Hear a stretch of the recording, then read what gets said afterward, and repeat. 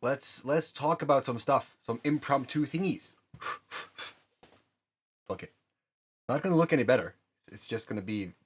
Let's just say that it adds a mysterious effect. That smoke stream. I just came over something on Facebook, which made me think a lot. Right? Like you can hear this in the background. Listen to this. Vi klar for å kjøre en liten fest her på Løten, den butikken vi har her på Innlandet. I know. Making, like, in Norwegian makes no sense at all, but this is a advertisement, basically. It's showing off a person who is, in front of some bathtubs, and he's talking about bathtubs. That's all he's talking about in this video. Not just bathtubs, not what you can do with bathtubs, but how big they are and what they cost, and how many seats there are in those. There's a point to what I'm saying right now, and in marketing it's called features and benefits.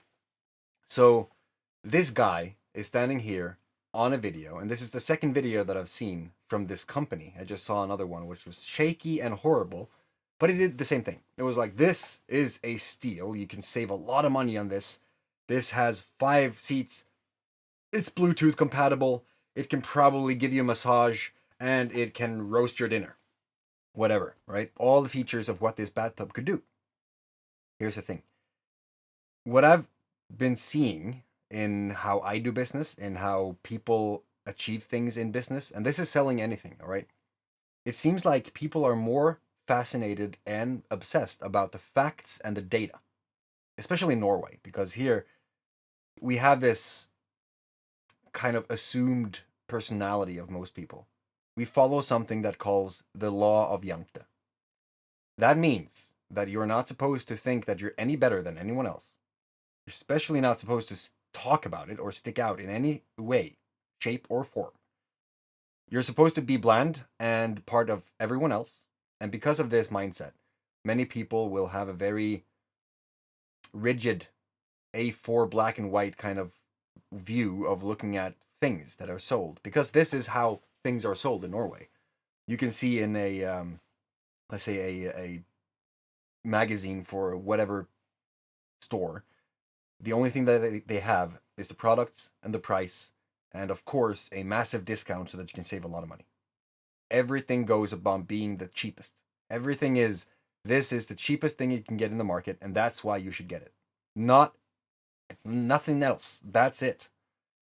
The way I see it is that you should focus more on benefits than the features.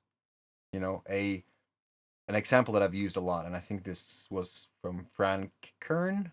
I'm thinking as I'm saying this. Frank Kern said that a table fan might have features of X amount of RPMs. It goes this fast. It has 3 settings. It oscillates. Those things. That's the feature.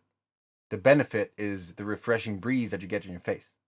Not having to sit in your own ball sweat when you're trying to work on anything, or sitting in a stuffy room where you can't breathe. Just having that movement of air is going to give you a lot of satisfaction, blah, blah, blah. That is a benefit.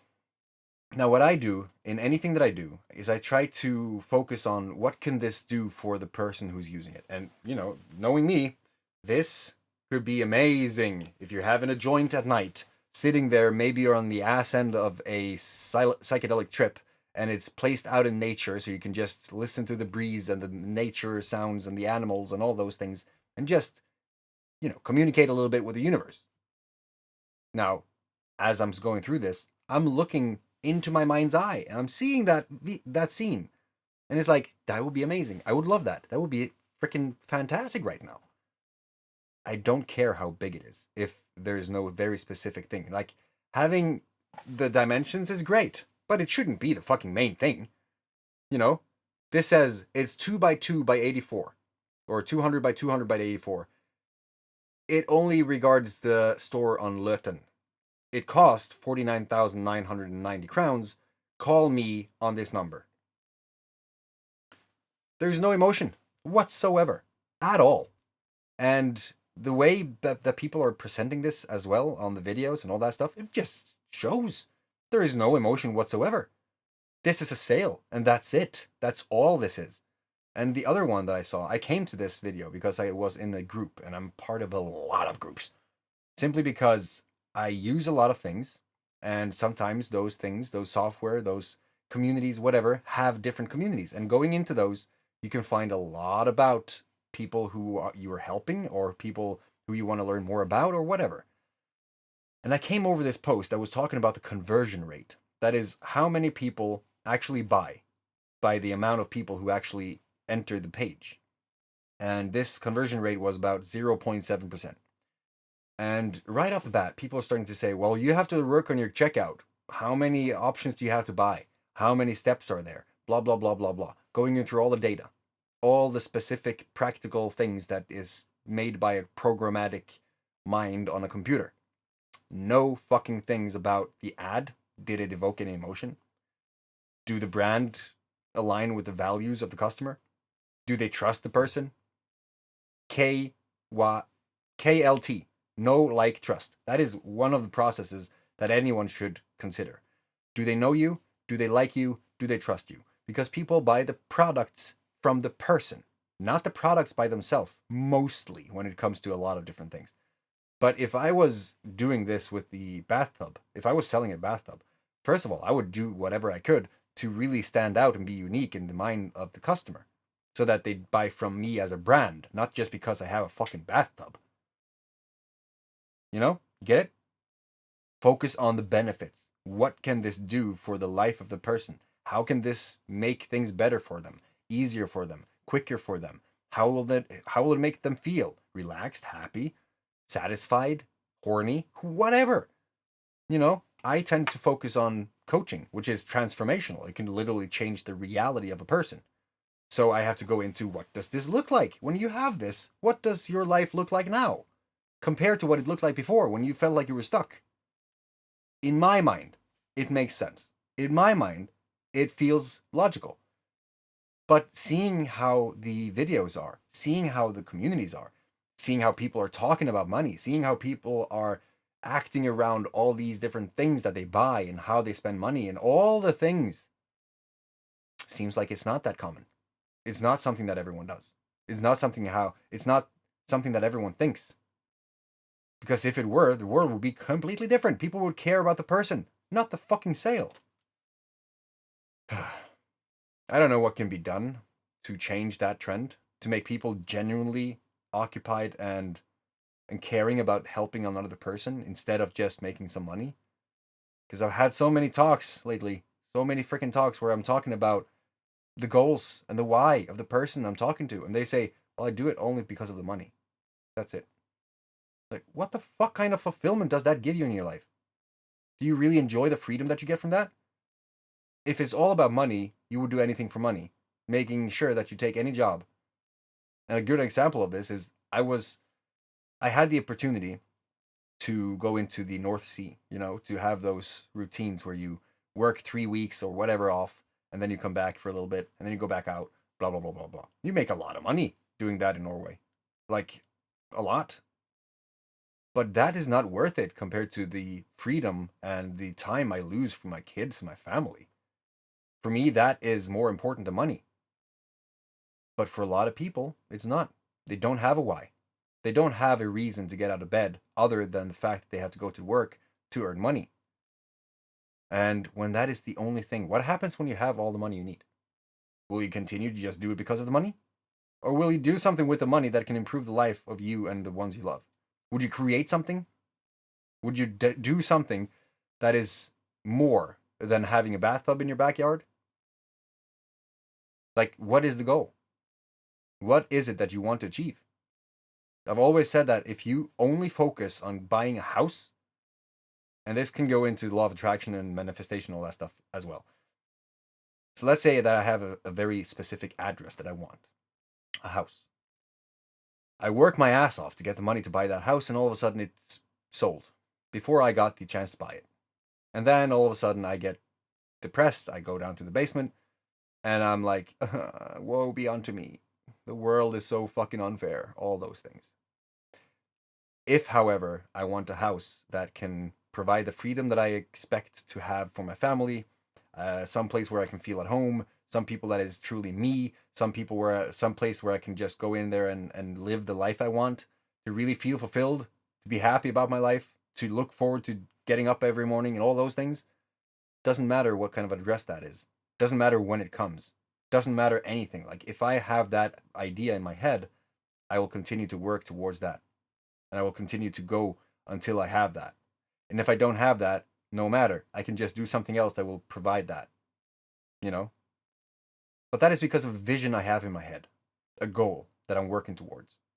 If all I care about is making money, there is no goal. There is just a rinse and repeat pattern going on in your head. And you're just doing the motion through the everyday. And you're just attending these things that you have to do, these events like a birthday party or a Christmas or, you know, whatever else have you, just because you have to. But other than that, you're just going to work and you're just getting money and blah, blah, blah. And if you are in the extreme situation of this, and I'm saying this based on experience, based on what I've seen, you might work in a plant, like a factory, and after 50 years, you're being interviewed by the local newspaper. And they ask you, so what else do you do? Nothing. I've been doing this my entire life. I've been standing in this plant day in, day out, just hammering this one bolt. That's all I know how to do. Take it even further, and they might ask, so why do you hammer the bolt? What is the function? I have no idea. I get paid to do it. That is the most sad, pathetic thing that I've ever seen and heard in my life. I almost get teared up thinking about that. Because then you have wasted your potential. Thrown that away in a fucking factory just to live. Just to survive. Just to be existing. Instead of living something that could give you something. And then when you die, you're going to sit there and think about what the fuck did you do to toss away all those things in your life instead of actually living. Instead of actually feeling like you're doing something that matters to you and that actually makes you feel fulfilled and happy. Genuinely happy. Sure, sometimes life might toss a curveball and you might go into a dip, but that's how it is.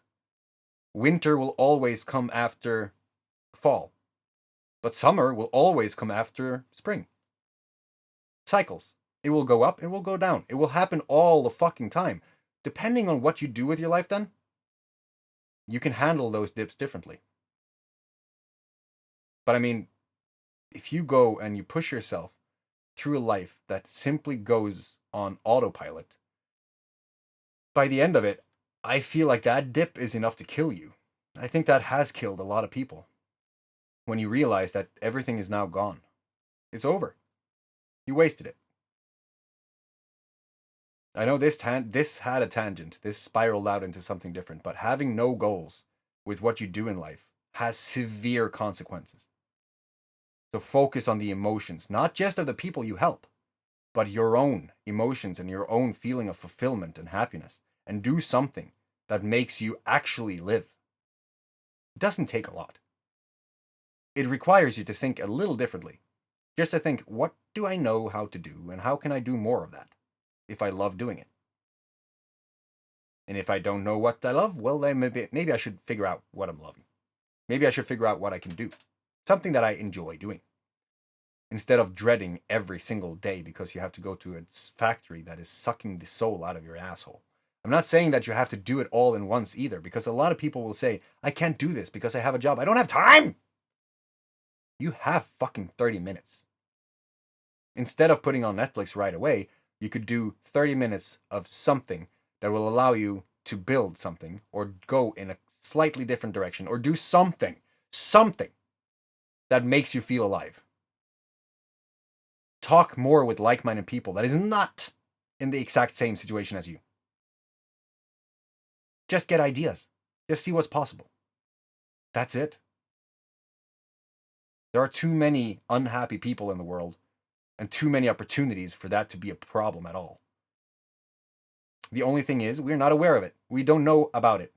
And so I think that it's the job, it's the fucking duty and responsibility of those people who have seen the opportunity to actually share things about those. To make sure that people see those, and then they can make up their mind. Do they want to do something different, or do they want to keep on the same thing? But if we don't try, nothing will change. And I'm doing this for my kids. I'm seeing that people are being taught by college professors how to get rich.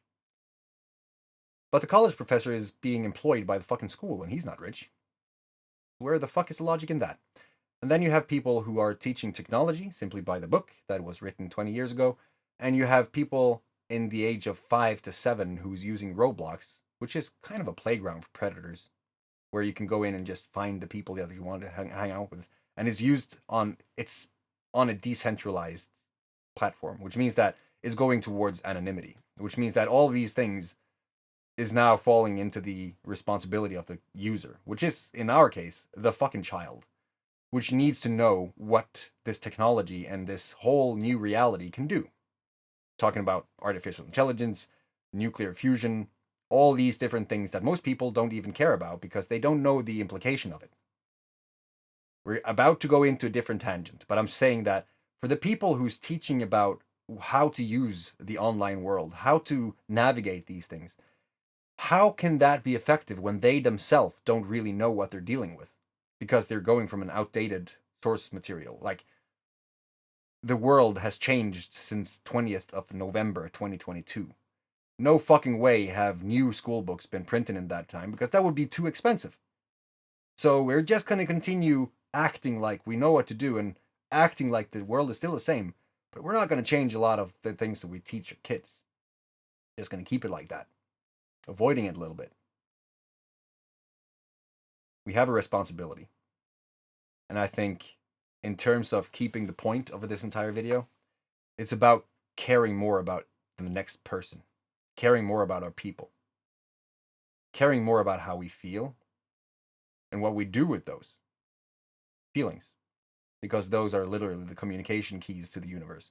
And we're not going to go a lot into that, but if you knew what humans are capable of, you would not do something that you hate.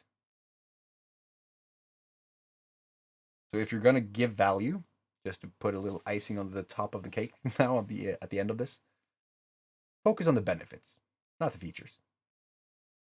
Be a real person. Be authentic for once. Especially Norway. If you're Norwegian and watching this, please, be unique. Be you. Because we fucking need it. Alright. Take care of your fucking family. Love your fucking face. Lots of fucking in there. Sorry about that. But I'll see you in the next one.